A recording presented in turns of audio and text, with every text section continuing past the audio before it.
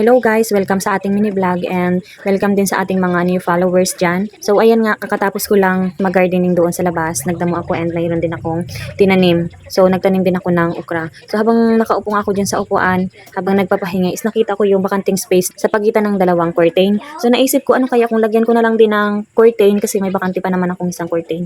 Lagyan ko na lang din and para maganda naman siyang tingnan. So yan nga, medyo maganda naman sa paningin ko tingnan. Pati minsan namin binago ko na lang din yung pagkaka-arrange para kapag umupo yung mga anak ko is hindi sila mahirapang umakyat dyan sa upuan. And then yung mga upuan nga din pala and then yung mga unan is inayos ko na nga din pag-arrange. Kung napapansin nyo nga is parang hindi nga ako mahilig sa green, no? So yan nga guys, yung mga curtain ko na yan na green, yung mga gamit ko na yan na green is yan yung mga gamit ko nung nag-uumpisa pa lang kami sa dati naming tinitirahan. So gandang-ganda talaga ako sa gulay na green dati. So yan yung iniipon kong kulay. And then ngayon, sabi ko nga, pag makalipat kami sa aming bahay is magpapalit ako ng kulay, pero dahil sa wala pang budget kaya hindi pa ako nakapagpalit ng kulay. So naisip ko nga na habang wala pang budget, so yan muna ang gagamitin ko and then pamalit na lang yan kung sakaling meron na kaming mailagay dyan sa bintana namin na ibang kulay. And then kasi maganda pa naman din yung curtain na yan eh. And then mahal yung pagkabili ko niyan kasi medyo makapal siya. Kung napapansin nyo, malalaki yung curtain and then matitibay pa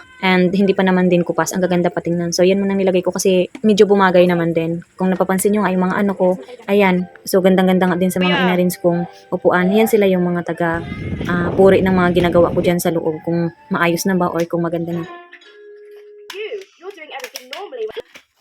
Ayan. Ayan. Upo. It's mine. Okay.